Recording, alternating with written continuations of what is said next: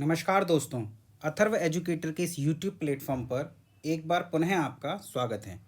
आज हम संविधान सभा पर चर्चा प्रारंभ करने जा रहे हैं। पूर्व के लेक्चर में हम यह चर्चा कर चुके हैं कि कैबिनेट मिशन के प्रावधानों के तहत संविधान सभा का गठन किया गया। कैबिनेट मिशन को हमने बहुत विस्तृत रूप से देखा कि कौन कैबिनेट मिशन के सदस्य थे, कैबिनेट मिशन भारत कब आया, और कैबिनेट मिशन के प्रावधानों को भी हमने पढ़ा। इसके तहत संविधान सभा के सदस्यों को ब्रिटिश भारत से अप्रत्यक्ष रूप से निर्वाचन किया जाना था, जबकि देसी रियासतों से इनका मनोनयन किया जाना था। कैबिनेट मिशन योजना के तहत प्रत्येक 10 लाख की जनसंख्या पर एक सदस्य लिया जाना तय था। तो फिर अगर आप उस समय तात्कालीन भारत की जनसंख्या को आधार बनाकर देखें तो 10 लाख पर एक सदस्य लिया जाना था। इस प्रकार संविधान सभा के कुल मेंबरों का जो आंकड़ा निकलकर हमारे सामने आया वो 389 था। यानी पहला नोट आप लिखेंगे कि संविधान सभा में कुल मेंबर 389 थे। संविधान सभा में कुल मेंबर 389 थे। अब आपको पता है कि उस समय भारत दो हिस्सों में बटा हुआ था, ब्रिटिश भारत और देसी रियासत। तो ब्रिटिश भारत से कितने सदस्य आए और देशी रियासतों से कितने सदस्य आए, अगर हम इस पर नज़र डालें तो हम पाएंगे कि ब्रिटिश भारत से कुल 296 सदस्य आए। ब्रिटिश भारत से 296 सदस्य थे, जबकि देसी रियासतों से 93 सदस्य आए थे। देसी रियासतों से 93 सदस्य आए थे। 296 में 93 को अगर हम जोड़ेंगे तो 389 का आंकड़ा निकल कर सामने आएगा। 296 + 93 = 389। तो कहीं कोई दिक्कत नहीं है। ब्रिटिश भारत से जो सदस्य आने थे उनका अप्रत्यक्ष निर्वाचन होना था, ये हमें बहुत अच्छे से समझ में आ चुका है। देसी रियासतों से जो सदस्य आने थे उनका मनोनयन होना था। तो अगर प्रश्न पूछा जाए कि संविधान सभा के कितने मेंबर्स का निर्वाचन हुआ और कितने मेंबर्स को मनोनीत किया गया, तो आप कहेंगे कि 296 का निर्वाचन हुआ और 93 का मनोनयन हुआ। लेकिन अगर मैं आपसे कहूं कि नहीं, सिर्फ 292 यानी 292 सदस्यों का ही निर्वाचन हुआ और 97 सदस्यों का मनोनयन हुआ, तो आप कहेंगे कि ये क्या बात हुई सर, 296 ब्रिटिश भारत से आने हैं और ब्रिटिश भारत में निर्वाचन होना है, तो 296 का निर्वाचन हुआ और 93 सदस्य देसी रियासतों से आने हैं और देसी रियासतों में मनोनयन होना है, तो 93 सदस्य मनोनीत किए गए। मैं फिर कहूँगा नहीं, 292 सदस्य ही निर्वाचित हुए थे। देखिए, आप आज के भारत को समझिए तो आप पाएंगे कि भारत में आज राज्य हैं और केंद्र शासित प्रदेश हैं। राज्य जहाँ पर अपनी खुद की सरकार होती है, स्वयं का विधान मंडल होता है, और संघ शासित प्रदेश या केंद्र शासित प्रदेश वे कहलाते हैं जहाँ सीधे केंद्र का नियंत्रण होता है। तो ब्रिटिश भारत में भी भारत कुछ इसी प्रकार बटा हुआ था। ब्रिटिश प्रांत, तात्कालीन ब्रिटिश भारत 11 प्रांतों में बटा हुआ था, और इसके अलावा जैसे आज यूनियन टेरिटरी होती हैं उसी तरीके से केंद्र शासित राज्य सरकार के द्वारा शासित प्रदेशों को चीफ कमिश्नरी कहते थे।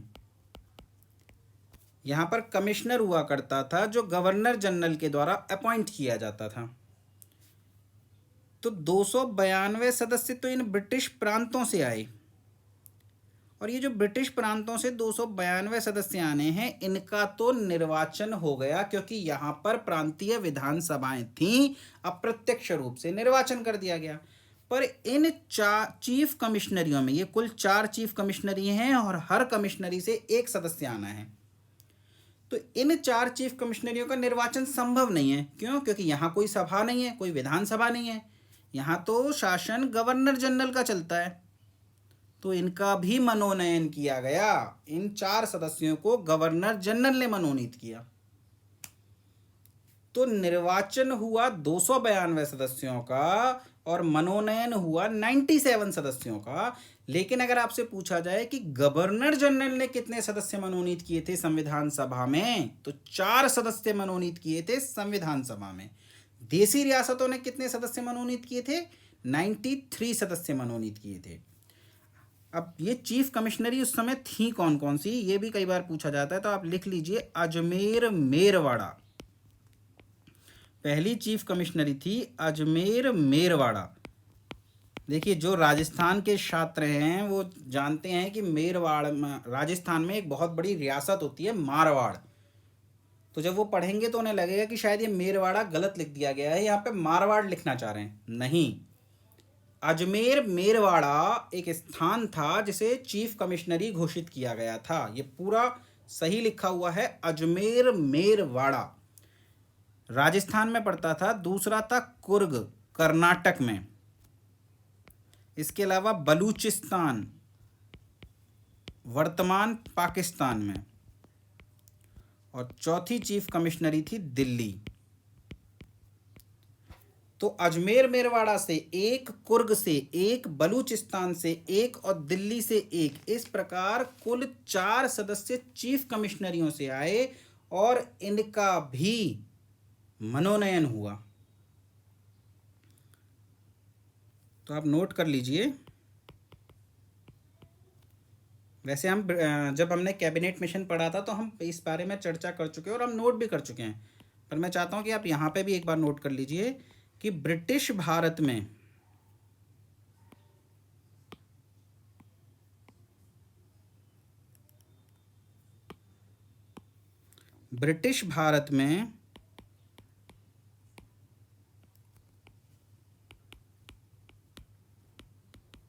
सदस्यों का निर्वाचन हुआ था। ब्रिटिश भारत में सदस्यों का निर्वाचन हुआ था।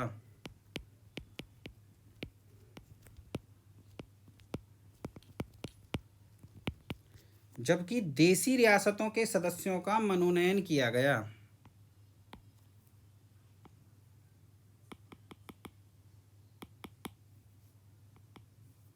जबकि देशी रियासतों के सदस्यों को, देशी रियासतों से आने वाले सदस्यों को, देशी रियासतों से आने वाले सदस्यों को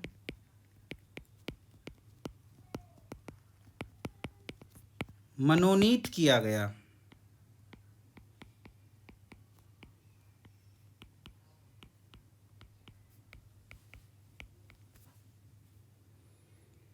हालांकि यह निर्वाचन अप्रत्यक्ष मतदान द्वारा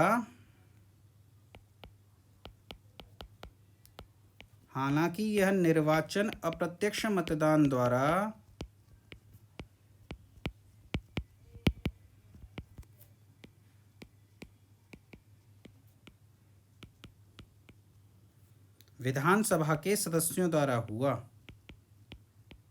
या विधान परिषद के सदस्यों द्वारा हुआ।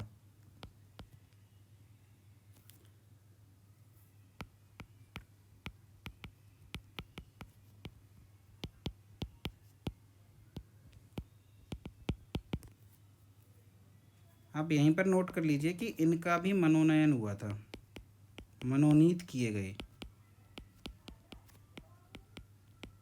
गवर्नर जनरल के द्वारा। गवर्नर जनरल द्वारा मनोनीत किए गए। ब्रिटिश भारत में सदस्यों का निर्वाचन हुआ था, जबकि देशी रियासतों से आने वाले सदस्यों को मनोनीत किया गया। हालांकि यह निर्वाचन अप्रत्यक्ष मतदान द्वारा विधानसभा के सदस्यों ने किया। ठीक है, अब संविधान सभा का गठन हो गया। संविधान सभा की प्रथम बैठक 9 दिसंबर 1946 को हुई। तो आप एक हेडिंग लगाइए, प्रथम बैठक।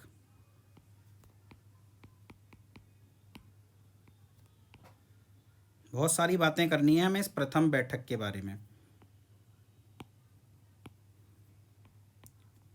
9 दिसंबर, देखिए इस चैप्टर में ना समझने के लिए बहुत ज़्यादा नहीं है, इसमें फैक्ट भरे हुए हैं जो आपको याद करने होंगे, लेकिन इस चैप्टर से बहुत सारे प्रश्न आते हैं एग्जाम्स में।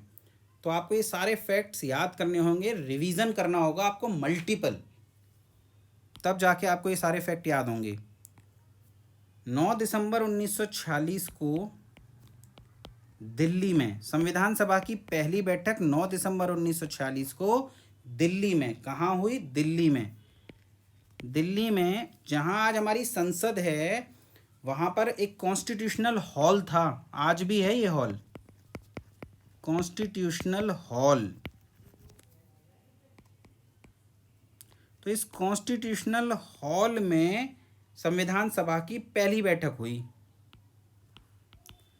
संविधान सभा की पहली बैठक हुई। आपसे पूछे संविधान सभा की पहली बैठक कब हुई, तो 9 दिसंबर 1946। कहाँ हुई? तो दिल्ली के कॉन्स्टिट्यूशनल हॉल में हुई। 389 मेंबर थे इस पूरी संविधान सभा के, लेकिन इनमें से कितनों ने पहली बैठक में हिस्सा लिया? तो संविधान सभा की पहली बैठक में केवल 207 सदस्यों ने भाग लिया। संविधान सभा की पहली बैठक में, संविधान सभा की पहली बैठक में मात्र 207 सदस्यों ने भाग लिया, मात्र 207 सदस्यों ने भाग लिया। लेकिन ऐसा क्यों? 389 मेंबर थे तो सिर्फ 207 क्यों? बोले कुछ सदस्य अनुपस्थित भी रहे होंगे, कुछ सदस्य अनुपस्थित रहे होंगे, यहाँ तो 50% अनुपस्थित हैं। तो क्या संविधान सभा के मेंबर इतने गैर जिम्मेदाराना थे कि अपनी पहली बैठक में भी नहीं आए? नहीं, ऐसा नहीं है। संविधान सभा में ये जो आंकड़ा 207 है, ये इसलिए है क्योंकि जब गठन हुआ था तो 93 मेंबर्स तो देसी रियासतों के थे। अब देसी रियासतों के सामने समस्या ये थी कि उन्हें ये नहीं पता था कि आज़ादी के बाद उनकी स्थिति क्या होगी, वे भारत में मिलेंगे या पाकिस्तान में मिलेंगे या स्वतंत्र रूप से अपना अस्तित्व बनाए रखेंगे।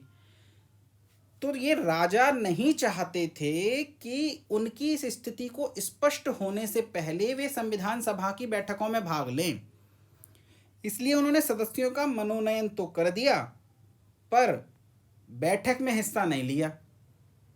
तो देसी रियासतों के ये 93 मेंबर्स पहली बैठक में नहीं पहुंचे, तो इस वजह से ये आंकड़ा कुछ कम हो गया। तो आपने कहा ठीक है 93 नहीं पहुंचे, समझ में आता है, 200 तो पहुंचने 300 लोग तो होने चाहिए कम से कम, 295 के आसपास ये आंकड़ा आता है, तो इसमें से तो कुछ मेंबर्स और होने चाहिए। लेकिन ये 207 क्यों? क्योंकि मुस्लिम लीग ने इस संविधान सभा का बहिष्कार कर दिया। उनका कहना था कि हमें तो एक अलग राष्ट्र दो, उस राष्ट्र की संविधान सभा हम निर्मित करेंगे, भारत की संविधान सभा में हमें शामिल नहीं होना। तो मुस्लिम लीग ने प्रथम बैठक का बहिष्कार किया, मुस्लिम लीग ने प्रथम बैठक का बहिष्कार किया। तो ये जो पहली बैठक है इसका बहिष्कार किया गया मुस्लिम लीग के द्वारा। और देसी रियासतों ने देखो बहिष्कार नहीं किया, उन्होंने आने से इनकार नहीं किया, उन्होंने कहा कि हमारी स्थिति पहले स्पष्ट हो जाए उसके बाद हम संविधान सभा में भाग लेंगे। तो रियासतों के प्रतिनिधियों ने भाग नहीं लिया इस पहली बैठक में, आप बस इतना ध्यान रखेंगे। अगर आप कहते हैं बहिष्कार किया तो वो गलत हो जाएगा। रियासतों के प्रतिनिधियों ने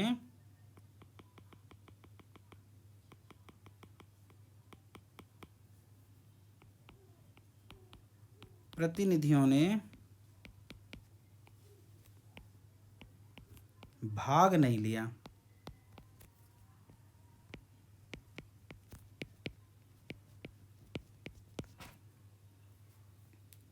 ठीक है, चलिए पहली बैठक हो रही है। अब समस्या आती है कि इस बैठक की अध्यक्षता कौन करे। अभी तक अध्यक्ष का निर्वाचन तो हुआ नहीं है, अध्यक्ष को चुना जाना है संविधान सभा के मेंबर्स में से, लेकिन अध्यक्ष तो जब ही चुना जाएगा ना जब बैठक होगी। तो बैठक से पहले एक प्रो टर्म स्पीकर या अस्थायी अध्यक्ष नियुक्त करना होगा। तो अस्थायी अध्यक्ष के रूप में सच्चिदानंद सिन्हा को चुना गया और सच्चिदानंद सिन्हा को अस्थायी अध्यक्ष बनाया गया। और उनके अस्थायी अध्यक्ष बनने का क्या कारण था? सच्चिदानंद सिन्हा को ही क्यों अस्थायी अध्यक्ष बनाया गया? क्योंकि संविधान सभा में जो मेंबर्स उपस्थित थे उनमें से सबसे वरिष्ठतम सदस्य थे सच्चिदानंद सिन्हा। इस वजह से उन्हें अस्थायी मेंबर बनाया गया। तो प्रथम बैठक की अध्यक्षता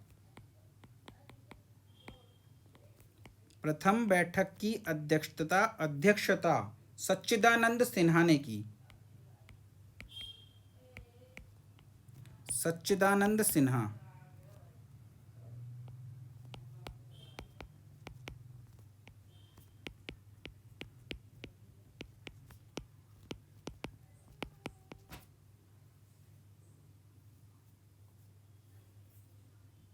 ठीक है, ये संविधान सभा के अस्थायी अध्यक्ष थे।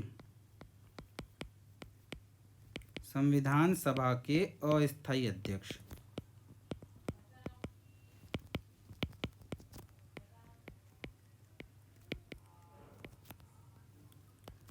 वरिष्ठतम सदस्य होने के कारण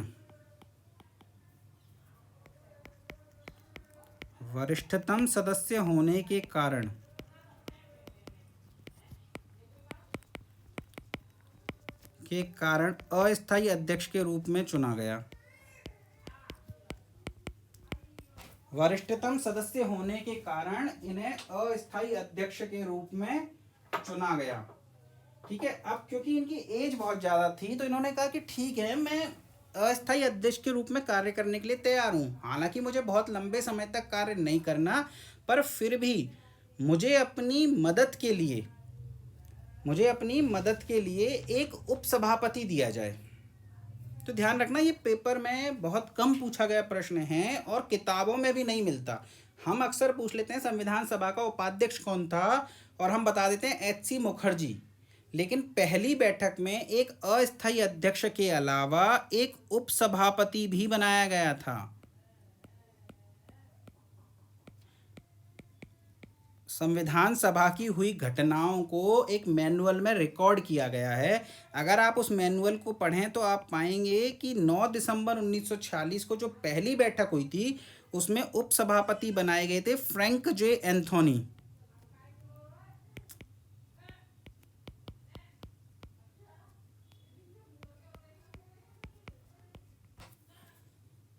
फ्रैंक जे एंथोनी को उपसभापति बनाया गया था। संविधान सभा में कुल 15 महिलाएं थीं। आपने ये फैक्ट कई बार पढ़ा होगा कि संविधान सभा में कुल कितनी महिलाएं थीं। तो संविधान सभा में कुल 15 महिलाएं थीं।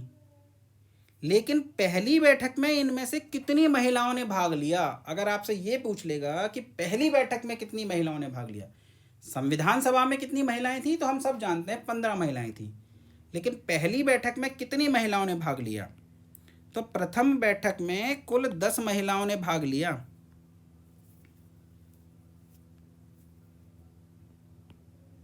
प्रथम बैठक में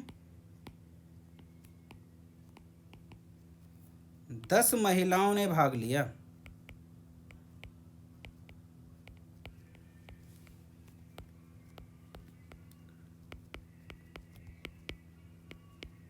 प्रथम बैठक में कुल 10 महिलाओं ने भाग लिया।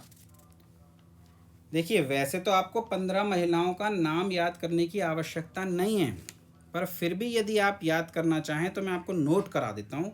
लेकिन इसमें से मैं आपको 2 नाम बताऊँगा और वो दोनों नाम आपको याद होने चाहिए। ठीक है, तो नोट बना लीजिए। संविधान सभा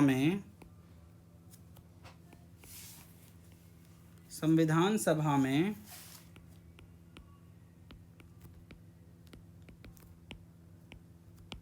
कुल 15 महिलाओं ने भाग लिया। देखिए, 10 महिलाओं ने तो पहली बैठक में भाग लिया है, लेकिन कुल 15 महिलाओं ने भाग लिया।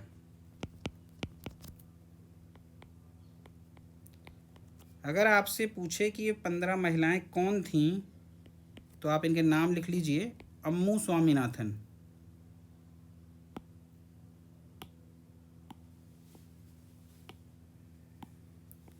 अम्मू स्वामीनाथन, पहला नाम है अम्मू स्वामीनाथन।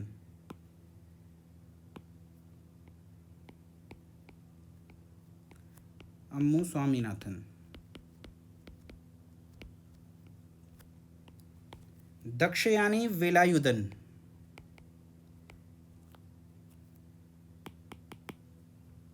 दक्षयानी वेलायुधन।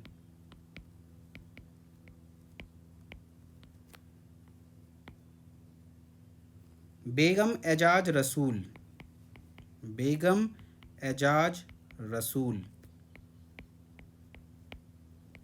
दुर्गाबाई देशमुख,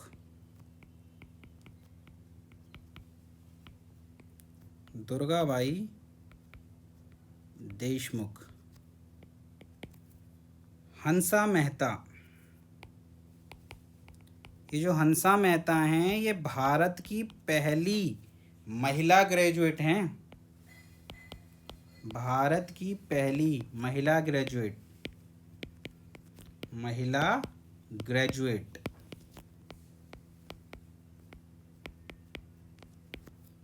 तो अम्मू स्वामीनाथन, दक्षयानी वेलायुधन, बेगम एजाज रसूल, दुर्गाबाई देशमुख, हंसा मेहता, इसके अलावा कमला चौधरी, लीला रॉय, कमला चौधरी, लीला रॉय, मालती चौधरी,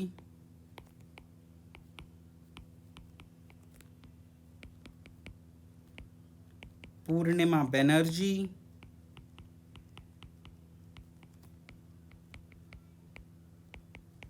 राजकुमारी अमृत कौर, राजकुमारी अमृत कौर। ये जो राजकुमारी अमृत कौर हैं ये भारत की पहली महिला मंत्री हैं, भारत की पहली महिला मंत्री।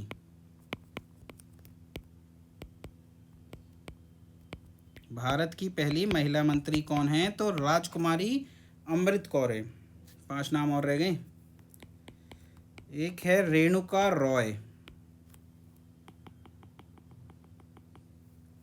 रेणुका रॉय। सरोजनी नायडू, भारत की पहली महिला राज्यपाल, सरोजनी नायडू, सरोजनी नायडू, भारत की पहली महिला राज्यपाल, भारत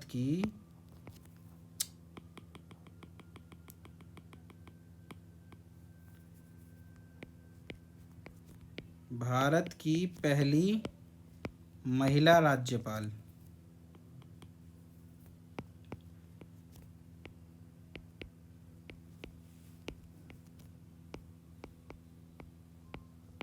भारत की पहली महिला राज्यपाल सरोजनी नायडू। 3 नाम और बचे हैं। एक है सुचेता कृपलानी,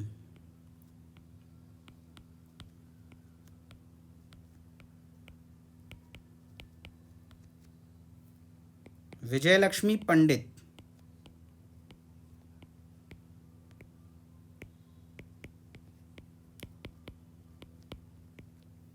और आखिरी नाम है एनी मसेकर, एनी मसेकर। देखिए ये 15 नाम आपको याद नहीं होंगे और आपको याद करने भी नहीं हैं, लेकिन आपको 2 नाम याद रखने हैं। दुर्गाबाई देशमुख, एक नाम है दुर्गाबाई देशमुख और एक नाम है एनी मसेकर। दुर्गाबाई देशमुख आपको क्यों याद रखना है इसके बारे में हम थोड़ी देर में चर्चा करेंगे, लेकिन एनी मसेकर क्यों याद रखना है? तो देखिए आपको बताया गया था कि संविधान सभा के जो मेंबर हैं वे या तो निर्वाचित हुए थे या मनोनीत हुए थे। इन 15 महिलाओं में से ये जो 14 सदस्य हैं ऊपर के, ये सभी निर्वाचित हुए थे किसी न किसी प्रांत से। पर एनी मसेकर एकमात्र महिला थी जो देसी रियासत की तरफ से मनोनीत की गई थी, और उस देसी रियासत का नाम था त्रावणकोर। केरल में ये रियासत है त्रावणकोर। तो त्रावणकोर रियासत से इनका मनोनयन हुआ था, या त्रावणकोर रियासत से ये मनोनीत हुई थी।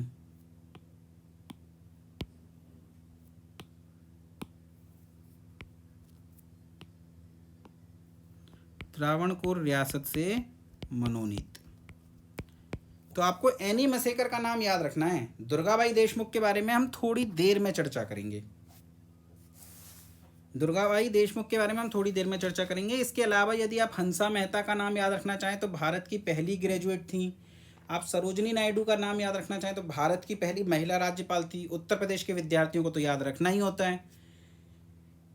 यदि आप याद रखना चाहें राजकुमारी अमृत कौर का, तो ये भारत की पहली मंत्री थी, महिला मंत्री।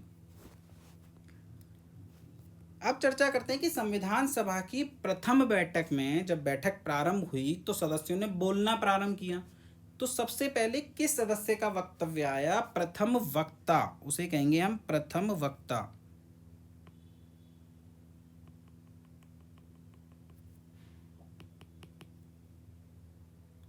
प्रथम वक्ता।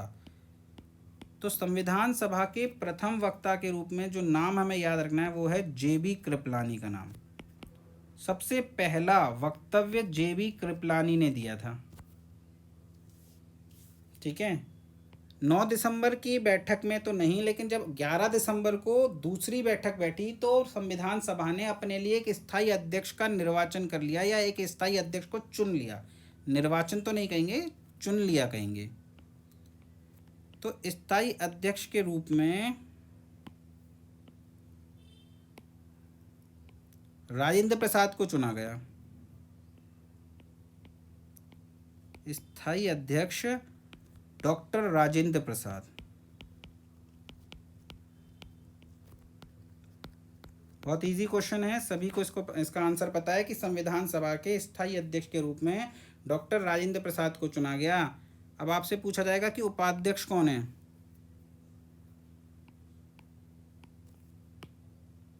तो भी समस्या नहीं है। उपाध्यक्ष के नाम में हम सभी जानते हैं कि एच.सी. मुखर्जी को उपाध्यक्ष चुना गया। पर मैं आपको कहूं कि संविधान सभा में 2 उपाध्यक्ष थे, ना कि एक। तो दूसरे का नाम बताइए। तो बहुत से विद्यार्थियों को पता होगा, लेकिन कुछ विद्यार्थी परेशानी में आ जाएंगे। तो ध्यान रखिएगा कि ब्रिटिश भारत की तरफ से, ब्रिटिश भारत से जो सदस्य आए थे उनमें से एक को उपाध्यक्ष चुना गया, और वे थे हमारे एच.सी. मुखर्जी।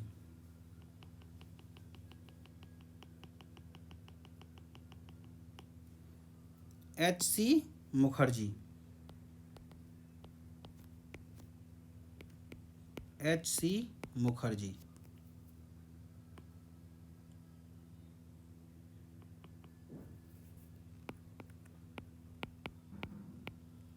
मुखर्जी। और जो देसी रियासतों से सदस्य आए थे, देसी रियासतों से, उन सदस्यों में से भी एक को उपाध्यक्ष बनाया गया, और वो थे वीटी कृष्णामाचारी। वीटी कृष्णामाचारी। तो ब्रिटिश भारत से आए सदस्यों में से जो उपाध्यक्ष बने वे एच.सी. मुखर्जी थे, और देसी रियासतों में से बने थे वीटी कृष्णामाचारी।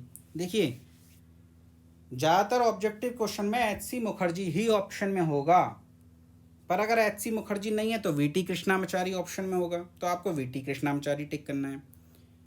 वैसे इस प्रश्न की संभावना नहीं है, पर यदि किसी विद्यार्थी के मन में ये प्रश्न आ रहा हो कि दोनों आ जाएं, अगर दोनों आ जाएंगे तो ये प्रश्न विवादित होगा और ज़्यादा चांस है कि डिलीट किया जाएगा।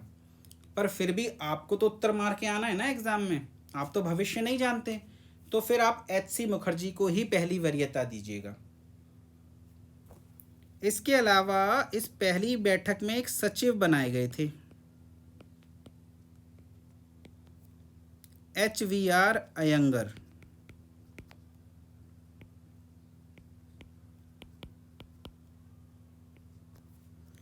H.V.R. अयंगर को सचिव बनाया गया। इसके अलावा अगर आपसे पूछा जाए कि संविधान सभा के संवैधानिक सलाहकार कौन थे, इसमें सिर्फ रटने का है, समझने का है नहीं, क्योंकि नाम है, पद हैं, हमें पता होने चाहिए और हमें याद होने चाहिए। तो संवैधानिक सलाहकार BN राव, फैक्ट भरे पड़े हैं इसमें। अब जैसे BN राव संवैधानिक सलाहकार के पद पर नियुक्त किए गए थे और BN राव से कई प्रश्न पूछे जाते हैं। पहला प्रश्न तो आपको यही दे दिया जाएगा कि निम्न में से कौन संविधान सभा के सदस्य नहीं थे, और उनमें से एक नाम होगा BN राव का और 3 नाम ऐसे होंगे जिन्हें आप नहीं जानते होंगे, या एक नाम ऐसा होगा जिसे आप नहीं जानते होंगे। अब आप कहेंगे कि यार नहीं, BN राव तो हमने पढ़ा है संवैधानिक सलाहकार थे, इसका मतलब BN राव तो सदस्य थे। तो आप BN राव को टिक नहीं करेंगे, किसी और के साथ में, आपको यदि उत्तर नहीं पता तो आप किसी और के साथ में जुआ खेल लेंगे या प्रश्न को छोड़ देंगे। पर अगर आपसे प्रश्न पूछा गया निम्न में से कौन संविधान सभा के सदस्य नहीं थे, तो इसका सही उत्तर होगा BN राव। BN राव संविधान सभा के सदस्य नहीं थे।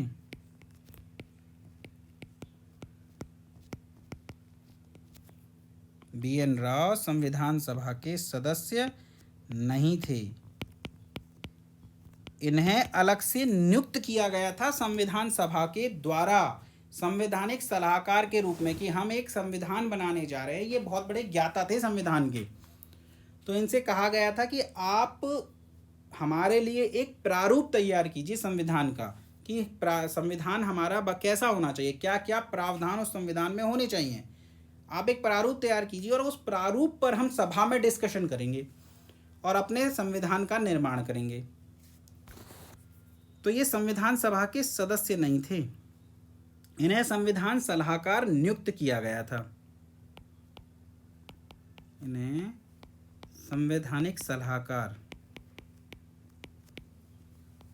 संवैधानिक सलाहकार नियुक्त किया गया।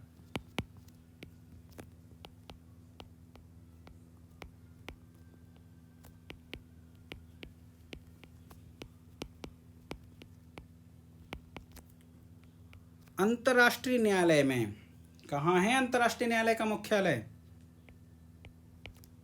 बताइए। अंतर्राष्ट्रीय न्यायालय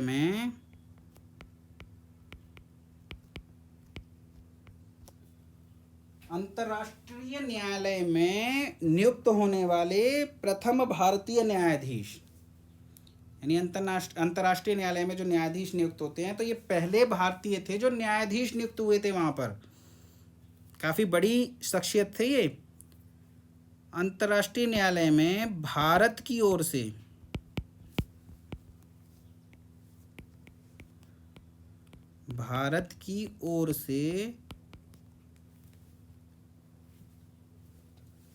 अंतर्राष्ट्रीय न्यायालय में भारत की ओर से नियुक्त होने वाले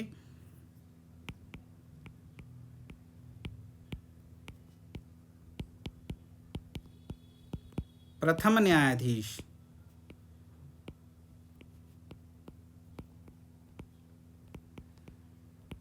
मेरे प्रश्न का उत्तर नहीं आया। मैंने पूछा था अंतर्राष्ट्रीय न्यायालय का मुख्यालय कहाँ है, तो इसका मुख्यालय है हेग। और हेग कहाँ पर है, नीदरलैंड या हॉलैंड आप जिसे कह सकते हैं। वर्तमान नाम नीदरलैंड है, तो नीदरलैंड के हेग में इसका मुख्यालय है। तो ये सारी बातें थी पहली मीटिंग के बारे में, या कुछ और तथ्य। अब संविधान सभा की दूसरी मीटिंग हुई 11 दिसंबर 1946 को। 2 दिन बाद दूसरी मीटिंग हुई 11 दिसंबर 1946। और इस 11 दिसंबर 1946 की मीटिंग में संविधान सभा ने राजेंद्र प्रसाद को स्थायी अध्यक्ष चुन लिया। तो दूसरी मीटिंग में जो पहला काम हुआ वो हुआ 1946 को संविधान सभा ने, या संविधान सभा की दूसरी बैठक में,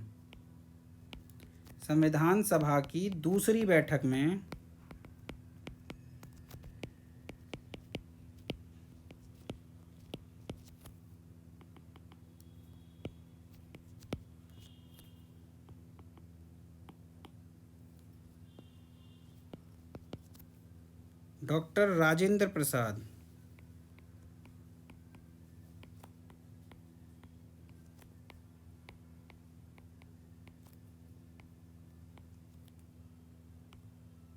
स्थायी अध्यक्ष चुन लिया गया।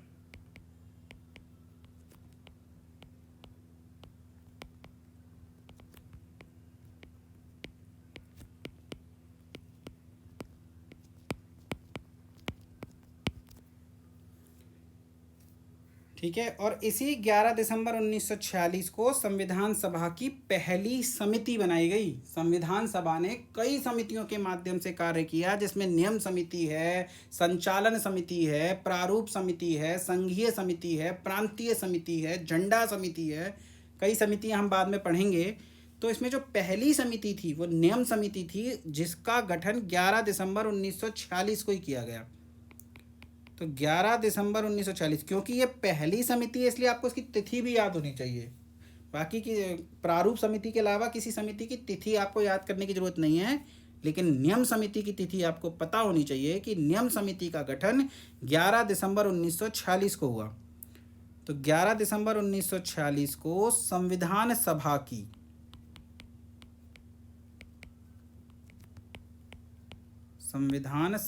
की प्रथम समिति नियम समिति का गठन हुआ।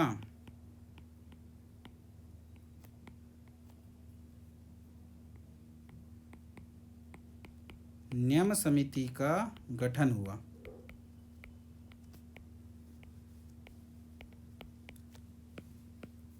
अब नियम समिति का अध्यक्ष कौन था? तो कोई ज़्यादा सोचने की जरूरत नहीं है। नियम बनाने का कार्य सभा के अध्यक्ष का होता है। तो सभा के अध्यक्ष कौन है? राजेंद्र प्रसाद। तो नियम समिति के अध्यक्ष भी राजेंद्र प्रसाद ही हैं।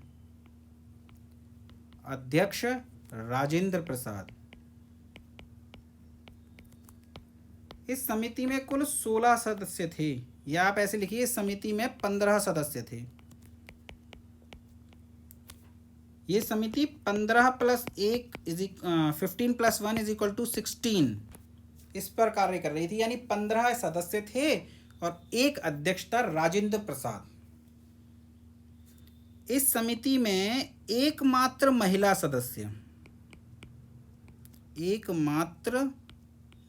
सदस्य, आपसे पूछे नियम समिति की एकमात्र महिला सदस्य कौन थी, तो आपको याद होगा जब मैंने संविधान सभा की महिलाओं का नाम लिखवाया था तो उसमें मैंने आपको 2 नाम याद रखने को कहे थे। एक था एनी मसेकर और एक था दुर्गाबाई देशमुख। एनी मसेकर क्यों? क्योंकि एकमात्र मनोनीत महिला थी।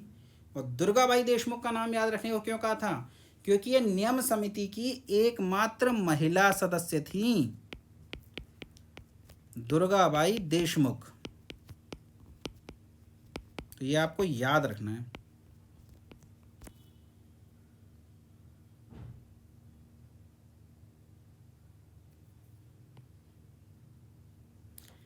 ग्यारह दिसंबर के बाद आई 13 दिसंबर 1946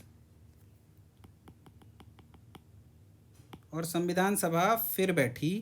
तो 13 दिसंबर 1946 को क्या हुआ, ये डेट आपको देखिए, शुरू की जो डेट्स हैं जो मैं मेंशन करा रहा हूँ ये आपको एग्जैक्टली याद होनी चाहिए, इनमें कुछ ना कुछ स्पेशल हो रहा है।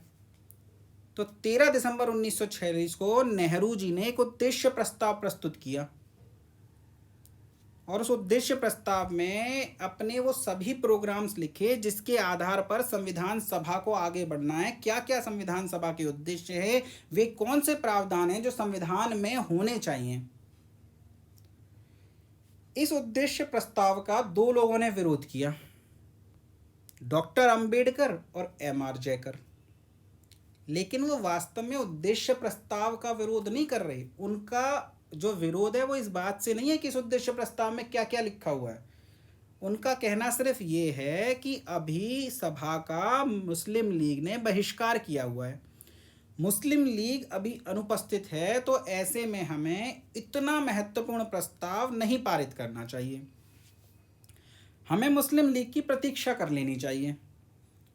तो 13 दिसंबर 1946 को अंबेडकर और जयकर के विरोध के कारण यह प्रस्ताव पारित नहीं हुआ। लेकिन कब तक आप मुस्लिम लीग का इंतजार करोगे? मुस्लिम लीग तो आना ही नहीं चाहती। तो 22 जनवरी 1947 को फाइनली उद्देश्य प्रस्ताव को संविधान सभा में पारित कर दिया गया। नोट कीजिए, 13 दिसंबर 1946 को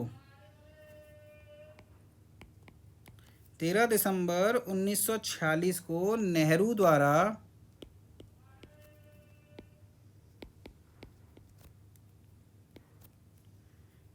द्वारा उद्देश्य प्रस्ताव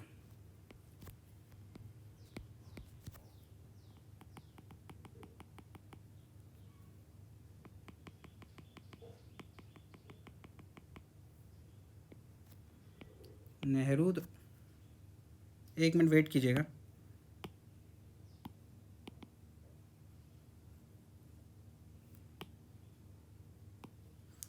तेरह दिसंबर 1946 को नेहरू द्वारा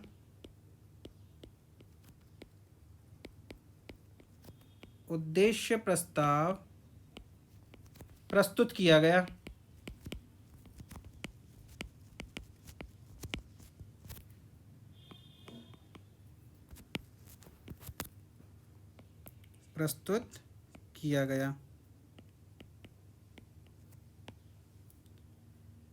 अंबेडकर और जयकर ने इसका विरोध किया।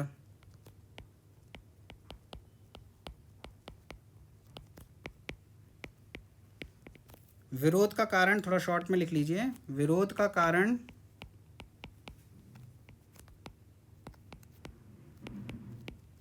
मुस्लिम लीग की अनुपस्थिति था।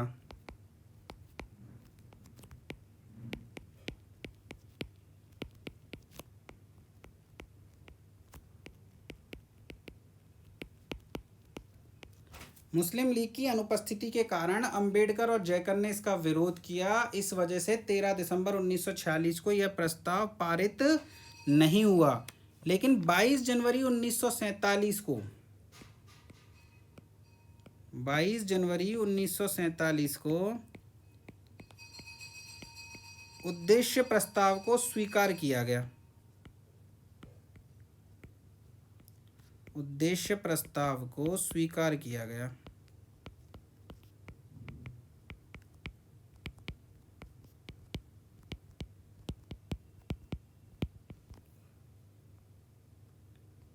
उद्देश्य प्रस्ताव के आधार पर ही वर्तमान संविधान की प्रस्तावना का निर्माण हुआ है। देखिए, ये तो नहीं कह सकते कि हम उद्देश्य प्रस्ताव को सीधे सीधे भारत की संविधान की प्रस्तावना बना दिया गया। उद्देश्य प्रस्ताव बहुत बड़ा था, लेकिन उसके की पॉइंट्स को हमने अपनी प्रस्तावना में शामिल किया है। इसी वजह से प्रस्तावना को उद्देश्य का भी कहते हैं। उद्देश्य प्रस्ताव के आधार पर ही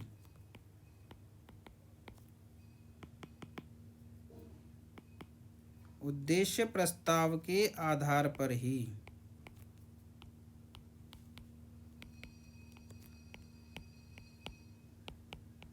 उद्देश्य प्रस्ताव के आधार पर ही संविधान की प्रस्तावना का निर्माण हुआ है। संविधान की प्रस्तावना का निर्माण हुआ है।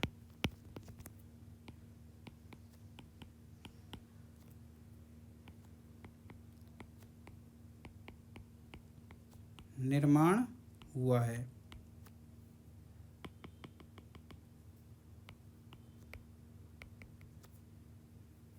इस कारण इसे उद्देश्य का भी कहते हैं।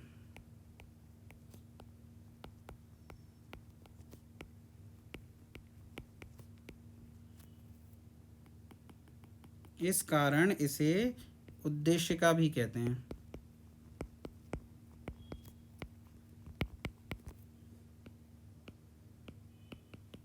उद्देश्य प्रस्ताव के आधार पर ही संविधान की प्रस्तावना का निर्माण हुआ है। इस कारण इसे उद्देश्य का भी कहते हैं।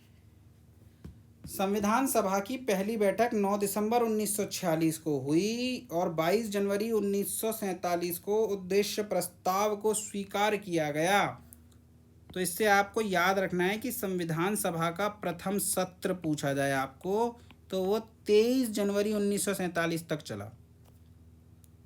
ठीक है, याद रखने के लिए आपको ये डेट तो याद रखनी पड़ेगी। उद्देश्य प्रस्ताव कब स्वीकार किया गया, उसमें एक दिन और जोड़ दीजिए, और संविधान सभा का प्रथम सत्र अगर आपसे पूछ ले कब से कब तक हुआ, तो आपको याद रखना है 9 दिसंबर 1946 से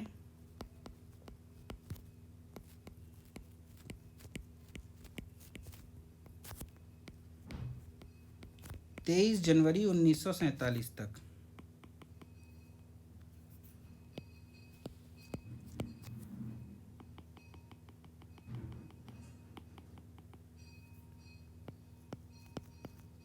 जनवरी 1947 तक। पहला सत्र कब से कब तक चला? तो 9 दिसंबर 1946 से 23 जनवरी 1947 तक। अब आपको याद है BN राव को संविधान सभा का संवैधानिक सलाहकार हमने नियुक्त करा, थोड़ी देर पहले बताया है। तो इनका मुख्य काम क्या था? इन्हें प्रारूप तैयार करना था। तो आपसे पूछे संविधान सभा का प्रारूप किसने तैयार किया? तो प्रारूप समिति ने नहीं तैयार किया है। संविधान सभा का प्रारूप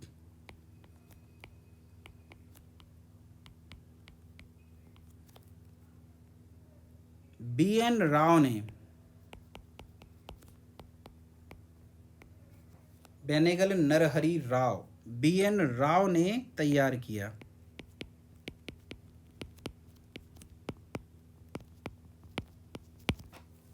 देखिए ये बहुत ही बुद्धिजीवी व्यक्ति हैं। इन्होंने न सिर्फ भारत के संविधान का प्रारूप तैयार किया है, अपितु वर्मा के संविधान का भी प्रारूप तैयार किया है। ये प्रश्न अक्सर पूछा जाता है कि रविंद्रनाथ टैगोर ने भारत के अलावा किस देश के राष्ट्रगान की रचना की? तो हम जानते हैं बांग्लादेश के राष्ट्रगान की, अमार सोनार बांग्ला की रचना भी रविंद्रनाथ टैगोर ने की है। लेकिन BN राव ने भारत के संविधान के प्रारूप के अलावा वर्मा के संविधान का प्रारूप भी तैयार किया है। इसको नोट कर लीजिए, किसी दिन पूछ लेगा एग्जाम में। भारत के अलावा वर्मा या म्यांमार कह सकते हैं आप, आज जो वर्तमान नाम है इसका वो म्यांमार है, लेकिन तब उसका नाम वर्मा था।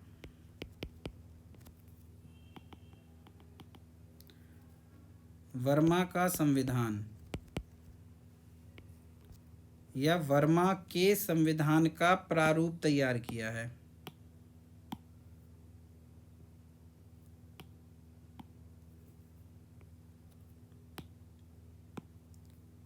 भारत के अलावा वर्मा के संविधान का प्रारूप भी तैयार किया है।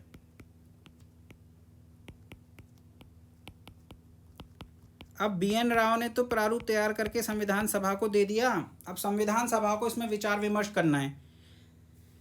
तो संविधान सभा ने BN राव के द्वारा जो प्रारूप तैयार किया गया है उस प्रारूप पर विचार विमर्श करने के लिए एक समिति का गठन किया, जिसे प्रारूप समिति कहते हैं। और यह संविधान सभा की सबसे इम्पोर्टेंट समिति है।